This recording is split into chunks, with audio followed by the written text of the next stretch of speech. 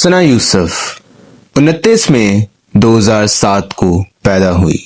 ये एक popular Pakistani social media influencer थी जिनकी उम्र सिर्फ 17 साल थी। सना यूसुफ चित्राल की रहने वाली थी, अगर अभी वो इस्लामाबाद में ही रह रही थी। इनका कंटेंट ज्यादातर जेन ज़ी रिलेटेड ही होता था और इनकी ज्यादातर ऑडियंस भी जेन ज़ी ही थी। सना यूसुफ बहुत ही ज्यादा खुश मिजाज लड़की थी और हम उनकी वीडियो से ही अंदाजा लगा सकते हैं कि वो कितनी ज्यादा खुश मिजाज और एक्सट्रोवर्ट टाइप की लड़की थी। और 29 मई 2025 को सना इस्लामाबाद के एक रेस्टोरेंट में अपनी दोस्तों के साथ अपनी बर्थडे सेलिब्रेट कर रही थी। वहीं पर सना यूसुफ के घर के बाहर एक आदमी था जो सना यूसुफ का काफी देर से इंतजार कर रहा था, मगर जब सना वापस घर नहीं आई तो वो वापस चला गया। और फिर 2 जून 2025 शाम के तकरीबन 5:09 पे एक आदमी दूर से चलता हुआ सना यूसुफ के घर के अंदर एंटर होता हुआ दिखा। उसने सना यूसुफ के घर अकेले होने का बहुत ज्यादा फायदा उठाया। इस वक्त सना के घर के बाहर भी ज्यादा लोग मौजूद नहीं थे। तो सना को काफी देर कमरों में ढूंढता रहा, मगर आखिरकार वो किसी तरह सना यूसुफ के कमरे तक पहुंच गया। सना इस आदमी को देखकर हैरान हो गई और थोड़ी देर बाद सना और इस आदमी में आर्ग्यूमेंट शुरू हो गया। थोड़ी देर तक आर्ग्यूमेंट चलता रहा और इस वक्त तक सना की फुफ्फो भी इधर पहुंच गई थी और वो हैरान थी कि आखिर ये आदमी कौन है और सना के कमरे में क्या कर रहा है। यहाँ पर इस आदमी ने सना को कुछ कहा था जिसके जवाब में सना ने उसे साफ इनकार कर दिया। इसके बाद सना की फुफ्फो ने सना को ये कहते हुए सुना कि यहाँ पर आसपास सीसीटीवी कैमरास लगे हुए हैं, तो यहाँ से तुम जल्द से जल्द चले जाओ। इससे थोड़ी देर बाद ही इस आदमी ने सना के ऊपर 2 बार फायर किया और क्योंकि गोली इतने पास से चली थी कि सना उसी वक्त जमीन पर गिर गई। इसके बाद ये आदमी जल्द से जल्द यहां से भाग गया। भागता हुआ अपनी रेंटेड फॉर्च्यूनर में जाकर बैठ गया और यहीं से ये निकल गया। और किसी तरह सना की फुफ्फो ने अपने आप को संभालते हुए नीचे गली में शोर डाला और सना को हॉस्पिटल लेकर जाया गया, मगर अफसोस सना उस वक्त तक दम तोड़ चुकी थी।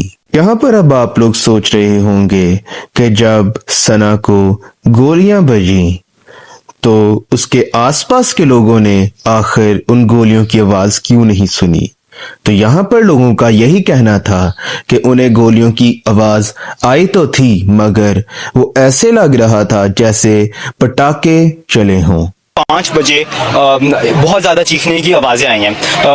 अब लगा तो ऐसा था कि जैसे कोई घरेलू लड़ाई हो रही है, ठीक है, और उसके बाद फिर ये मतलब रुक गई थी आवाज़ें, लड़ाई फिर आवाज़। फिर मैं और ऊपर गया था किसी काम से, ठीक है, तो मैं और साथ एक और साथ वाले जो अंकल हैं वो और मैं ऊपर थे। तो तब हमें 2 फायर की आवाज़ें आई हैं, लेकिन वो फायर की आवाज़ें ऐसी थी कि जैसे कोई पटाखा बजे या फिर लाइक एक तो होती है ना आवाज़ कि पता चल जाता है कि फायर हुआ है, वो नहीं पता चला मैं कि फायर हुआ है। लाइट आवाज थी। और आखिर सना यूसुफ से किसी को ऐसी क्या दुश्मनी थी कि उसने सना यूसुफ की जान ले ली। आखिर ऐसा कौन जालिम इंसान था जिसने सना यूसुफ की जान लेते हुए थोड़ा भी नहीं सोचा। इसके लिए हम सना की जिंदगी में थोड़ा सा पीछे जाते हैं।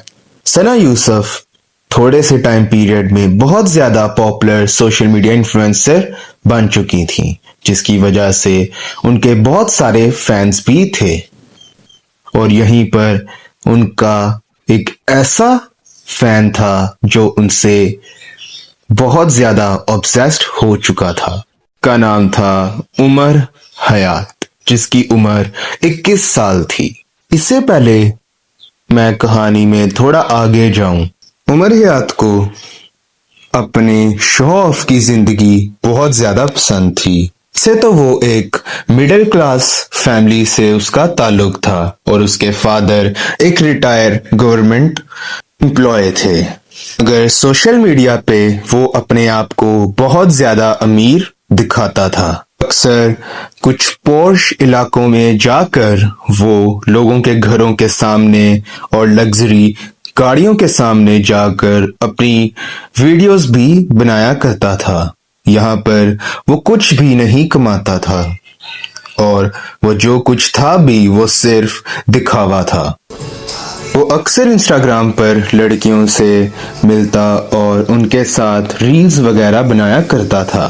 और ऐसे ही एक दिन उसे सना यूसुफ भी मिली और कहीं ना कहीं उमर सना से ऑब्सेस्ड हो गया था।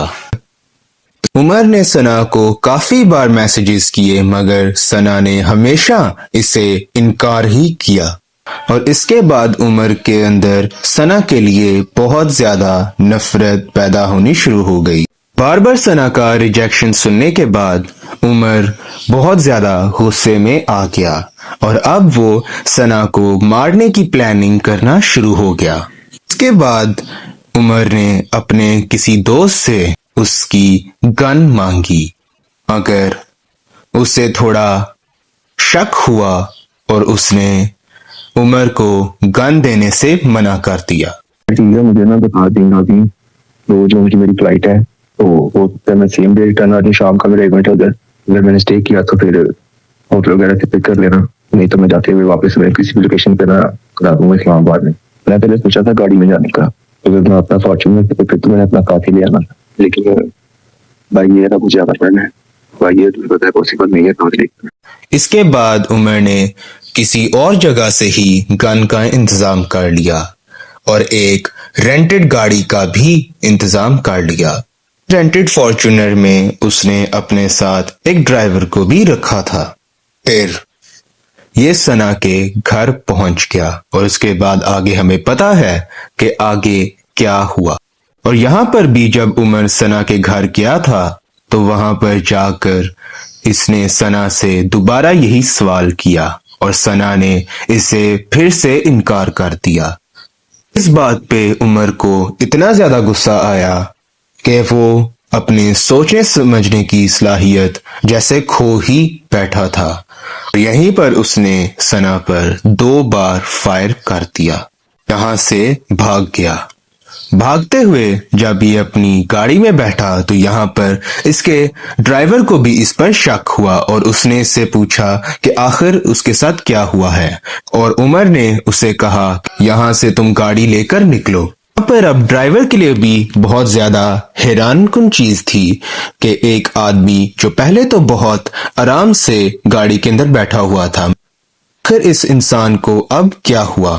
उमर ने बहुत चालाकी से सना यूसुफ का मर्डर करने के बाद उसका फोन अपने साथ ले लिया ताकि सारे एविडेंस खत्म किए जा सकें, मगर यहाँ पर उसे ये नहीं था पता कि सना यूसुफ के पास एक फोन नहीं बल्कि सना यूसुफ के पास 2 फोन थे। एक फोन उसका आईफोन था जो कि उमर अपने साथ ले गया था, मगर दूसरा फोन उसका एंड्रॉयड था जो उसके अभी भी कमरे में ही पड़ा हुआ था। और पुलिस ने सना के दूसरे फोन से सारे सबूत वगैरह ले लिए थे और इसके बाद तकरीबन मर्डर के 27 घंटे बाद ही उमर हयात को भी फैसलाबाद से पकड़ लिया गया था। यहाँ पर पुलिस के मुताबिक जिन कपड़ों में वो सना यूसुफ के घर आया था उन्हीं कपड़ों में वो उन्हें उसकी गली के बाहर ही मिल गया था। और आज 2026 में उमर हयात को फांसी की सजा दी जा चुकी है। यहाँ पर तो कुछ ऐसे लोग भी थे जिन्होंने सना की मौत को सेलिब्रेट भी किया क्योंकि उनके अकॉर्डिंग सना एक बुरी लड़की थी जो टिकटॉक बनाती थी, मगर अगर यहाँ पर बात मैं सना की करूँ तो सना का कभी भी ऐसा कंटेंट नहीं था जिसके अंदर किसी भी टाइप की वल्गैरिटी हो। यहाँ पर मेरा उन लोगों से यही कहना है कि खुदा न खास्ता सना की जगह उनकी अपनी कोई बेटी होती तो क्या वो तब भी ऐसा ही बोलते। और यहाँ पर कुछ ऐसे भी लोग थे जिन्होंने सोशल मीडिया पर सना के लिए आवाज उठाई। अब यहाँ पर सवाल ये उठता है कि आखिर सिर्फ ना ही सुनने के बाद इस इंसान ने सना को बेदर्दी से मार दिया। आखिर मेरा सवाल उन सब ऐसे लड़कों से है जिनका मेल ईगो इतना ज्यादा बढ़ जाता है कि वो सिर्फ ना सुनने पर ही एक जिंदगी खत्म कर देते हैं ना, जिसकी जिंदगी में बहुत सारे ख्वाब थे, जो बहुत कुछ करना चाहती थी, जिसने अभी ठीक तरह से पूरी दुनिया भी नहीं थी देखी, उसका इस इंसान ने एक ही वक्त में फैसला कैसे कर दिया। यहाँ पर मेरी सब लड़कियों से दरख्वास्त है कि जो भी ऐसी हरासमेंट वगैरह फेस कर रही हैं या कोई किसी वजह से ब्लैकमेल कर रहा है तो आप फौरन अपने पेरेंट्स को इस बारे में जरूर बताएं और फौरी तौर पर इस चीज पर एक्शन लें। और साथ ही साथ पेरेंट्स को भी चाहिए कि अपनी बेटियों में इतना कॉन्फिडेंस लाएं कि अपनी बात वो अपने माँ बाप को खुलकर बता सकें।